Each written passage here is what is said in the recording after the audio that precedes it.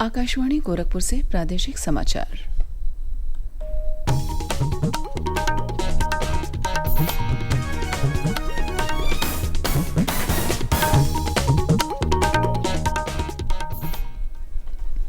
नमस्कार। समाचार बुलेटिन के साथ में शिवानी अरोरा। पहले मुख्य समाचार।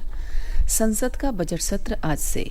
वित्त मंत्री निर्मला सीतारमण पहले दिन सदन में पेश करेंगी आर्थिक सर्वेक्षण।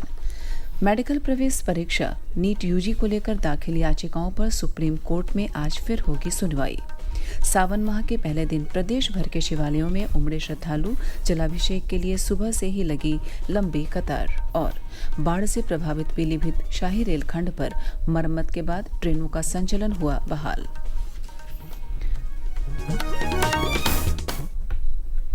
अब समाचार विस्तार से। संसद का बजट सत्र आज से शुरू होगा। वित्त मंत्री निर्मला सीतारमण कल सदन में एनडीए सरकार के तीसरे कार्यकाल का पहला बजट पेश करेंगी। बजट के माध्यम से केंद्र सरकार अगले 5 वर्ष का रोड मैप इंगित करेगी। 12 अगस्त तक चलने वाले संसद के बजट सत्र से पहले कल नई दिल्ली में सरकार की ओर से सर्वदलीय बैठक बुलाई गई। इस दौरान सरकार ने संसद के दोनों सदनों का सुचारू संचालन सुनिश्चित करने के लिए सभी राजनीतिक दलों से सहयोग की अपेक्षा की। केंद्रीय मंत्री राजनाथ सिंह, किरेन रिजिजू, अर्जुन राम मेघवाल, जगत प्रकाश नड्डा, चिराग पासवान, रामदास आठवले, कांग्रेस नेता जयराम रमेश और गौरव गोगोई, राष्ट्रवादी कांग्रेस पार्टी नेता प्रफुल्ल पटेल, डीएमके नेता टीआर बालू और तिरुचि शिवा, आम आदमी पार्टी के नेता संजय सिंह, ऑल इंडिया मजलिस ए इत्तेहादुल मुस्लिमीन के असुद्दीन ओवैसी सहित 44 दलों के 55 नेता बैठक में शामिल हुए। संसद के बजट सत्र पर हमारे संवाददाता की एक रिपोर्ट। वित्त मंत्री मंगलवार को लोकसभा में वर्ष 2024-25 का केंद्रीय बजट पेश करेंगी। यह नरेंद्र मोदी सरकार के तीसरे कार्यकाल का पहला बजट होगा। पिछले महीने संसद के दोनों सदनों की संयुक्त बैठक को संबोधित करते हुए राष्ट्रपति द्रौपदी मुर्मू ने कहा था कि ये बजट सरकार की दूरगामी नीतियों और भविष्यवादी दृष्टिकोण का एक प्रभावी दस्तावेज होगा। सरकार इस सत्र में 6 नए विधेयक पेश कर सकती है। इनमें आपदा प्रबंधन संशोधन विधेयक, बॉयलर विधेयक, भारतीय वायुयान विधेयक, कॉफी संवर्धन और विकास विधेयक और रबर संवर्धन और विकास विधेयक शामिल हैं। सुपर्णा शेखिया की रिपोर्ट के साथ समाचार कक्ष से शक्ति प्रताप सिंह। संसद के बजट सत्र के शुरुआत के साथ ही केंद्रीय वित्त मंत्री निर्मला सीतारमण आज सदन में आर्थिक सर्वेक्षण प्रस्तुत करेंगी। वित्त मंत्रालय के आर्थिक मामलों के विभाग की तरफ से तैयार किए जाने वाले आर्थिक सर्वेक्षण को सरकार के आर्थिक सोच और भावी कार्यक्रमों की झलक के तौर पर देखा जाता है। बजट और आर्थिक सर्वेक्षण पर उद्योग व्यापार जगत के साथ आमजन और विपक्षी दलों की भी नजर रहेगी। उधर कल सर्वदलीय बैठक के बाद एक बयान में केंद्रीय रक्षा मंत्री राजनाथ सिंह ने कहा कि सरकार संसद में नियमों और पीठासीन अधिकारियों के निर्णयों के अधीन सभी मुद्दों पर चर्चा के लिए तैयार है। मेडिकल प्रवेश परीक्षा नीट यूजी को लेकर दाखिल याचिकाओं पर आज सुप्रीम कोर्ट में फिर सुनवाई होगी। इसके पहले सुप्रीम कोर्ट के चीफ जस्टिस डीवाई चंद्रचूड़ की अध्यक्षता वाली खंडपीठ ने 18 जुलाई को इन याचिकाओं पर सुनवाई करते हुए राष्ट्रीय परीक्षा एजेंसी एनटीए को केंद्रवार और शहरवार सभी परीक्षार्थियों के परीक्षा परिणाम घोषित करने के आदेश दिए थे। कोर्ट के आदेश के अनुपालन में एनटीए ने 20 जुलाई को अपनी वेबसाइट पर सभी परीक्षार्थियों के परीक्षा परिणाम जारी कर दिए हैं। सुप्रीम कोर्ट में आज की सुनवाई के दौरान एनटीए की तरफ से नीट परीक्षा को लेकर अपनी दलील प्रस्तुत की जाएगी। उधर केंद्रीय अन्वेषण ब्यूरो सीबीआई ने नीट पेपर लीक मामले में 3 और लोगों को गिरफ्तार किया है। समाज कल्याण विभाग की ओर से फतेहपुर जिले में संचालित राजकीय कॉलेजों में अनुसूचित जाति छात्रावासों में सुविधाओं को और बेहतर करने के लिए प्रदेश सरकार ने 2,43,77,000 रुपए की धनराशि जारी की है।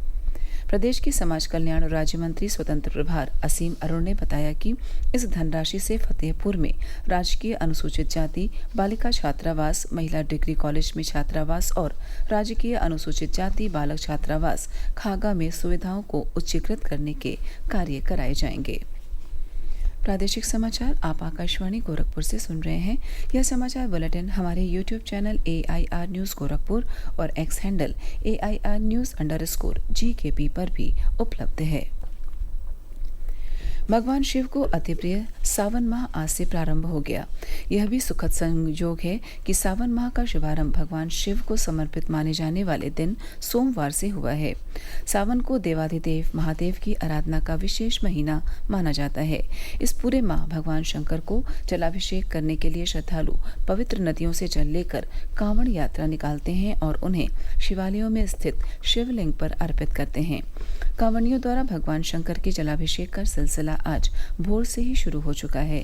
सावन के पहले सोमवार पर प्रदेश के सभी प्रसिद्ध और महत्वपूर्ण शिव स्थानों पर भगवान शंकर के जलाभिषेक और दर्शन पूजन के लिए श्रद्धालुओं का हुजूम उमड़ा पड़ा है। भगवान शिव के 12 ज्योतिर्लिंगों में एक वाराणसी के काशी विश्वनाथ धाम में सुबह से ही बड़ी संख्या में श्रद्धालु दर्शन पूजन कर रहे हैं। यहाँ देश के कई हिस्सों से शिव भक्त पहुंचे हैं। काशी न पहुंच पाने वाले श्रद्धालुओं के लिए काशी विश्वनाथ मंदिर प्रशासन ने ऑनलाइन व्यवस्था की है। मंदिर की आधिकारिक वेबसाइट पर श्रद्धालु कहीं से भी बाबा विश्वनाथ का ऑनलाइन दर्शन, पूजन, रुद्राभिषेक और रुद्री पाठ की सुविधा पा सकेंगे। वहीं मंदिर परिसर में श्रद्धालुओं के लिए 6 स्थानों पर बड़ी LED स्क्रीन लगाई गई है, जिस पर वे बाबा का दर्शन, गर्भगृह में चल रही पूजा आरती व राजभोग का दर्शन कर सकेंगे। उधर सावन के पहले सोमवार को ब्रह्म मुहूर्त से ही अयोध्या पहुंचे श्रद्धालु सरयू में डुबकी लगाकर कनक भवन, हनुमानगढ़ी और राम जन्मभूमि मंदिर परिसर सहित सभी प्रमुख मंदिरों में पूजा अर्चना कर रहे हैं। विशेष रूप से नागेश्वर नाथ और क्षीरेश्वर नाथ सहित भोले शंकर के मंदिरों में शिव भक्तों की भारी भीड़ है, जहां शिव के जयकारों के बीच भक्त दुग्धाभिषेक और जलाभिषेक कर रहे हैं। इस बीच अयोध्या की सड़कों पर कांवरियों की बोल बम, डाक बम और हर हर महादेव की भी गूंज हो रही है। बाराबंकी के प्रसिद्ध लोधेश्वर महादेवा में भी बड़ी संख्या में शिव भक्त जलाभिषेक के लिए पहुंचे हैं। सावन माह में यहां लगने वाले मेले का भी शुभारंभ हो गया है। चित्रकूट, प्रयागराज, मथुरा, गोरखपुर, देवरिया, बस्ती, संत कबीर नगर सहित प्रदेश के सभी जिलों के प्रमुख शिव मंदिरों में भी सुबह से जलाभिषेक के लिए श्रद्धालुओं की कतार लगी हुई है। सावन माह में अयोध्या, काशी समेत सभी महत्वपूर्ण धर्म स्थलों पर सुरक्षा के व्यापक इंतजाम किए गए हैं। सावन माह में प्रदेश के कई हिस्सों में कांवड़ यात्रा को लेकर यातायात व्यवस्था में परिवर्तन किया गया है।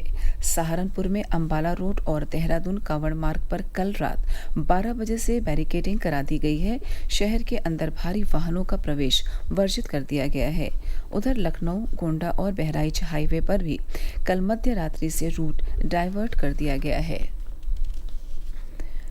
गुरु पूर्णिमा का पावन पर्व कल पूरे प्रदेश में श्रद्धा भाव के साथ मनाया गया। इस अवसर पर मथुरा में राजकीय मुड़िया पूर्णिमा मेले में बड़ी संख्या में जुटे श्रद्धालुओं ने गिरिराज जी की परिक्रमा की। ब्रजमंडल के सभी प्रमुख मंदिरों में गुरु पूर्णिमा महोत्सव धूमधाम से मनाया गया। रेलवे प्रशासन ने कल पीलीभीत शाही रेलखंड के रेस्टोरेशन का कार्य पूरा होने पर इस रेलखंड को फिट घोषित करते हुए ट्रेनों का संचालन बहाल कर दिया है। आज से इस रेलखंड पर बरेली सिटी टनकपुर, बरेली सिटी पीलीभीत, टनकपुर मथुरा, दौराई टनकपुर के बीच ट्रेनें चलने लगेंगी। उल्लेखनीय है कि पिछले सप्ताह पूर्वोत्तर रेलवे के इज्जतनगर मंडल के पीलीभीत शाही रेलखंड पर बाढ़ के पानी से रेल यातायात बाधित हो गया था। बीते 2 दिनों से प्रदेश में मौसम का मिजाज सामान्य बना हुआ है। इस बीच मौसम विभाग ने आज प्रदेश के पूर्वी और पश्चिमी हिस्सों के कुछ जिलों में हल्की से मध्यम बारिश का अनुमान जताया है। उधर प्रदेश के बाढ़ प्रभावित जिलों में नदियों का जलस्तर कम होने से जनजीवन सामान्य हो रहा है। और अंत में इस बुलेटिन के मुख्य समाचार एक बार फिर। संसद का बजट सत्र आज से। वित्त मंत्री निर्मला सीतारमण पहले दिन सदन में पेश करेंगे आर्थिक सर्वेक्षण। मेडिकल प्रवेश परीक्षा नीट यूजी को लेकर दाखिल याचिकाओं पर सुप्रीम कोर्ट में आज फिर होगी सुनवाई। सावन माह के पहले दिन प्रदेश भर के शिवालयों में उमड़े श्रद्धालु, जलाभिषेक के लिए सुबह से ही लगी लंबी कतार। और बाढ़ से प्रभावित पीलीभीत शाही रेलखंड पर मरम्मत के बाद ट्रेनों का संचालन हुआ बहाल। इसी के साथ प्रादेशिक समाचार समाप्त हुए। नमस्कार।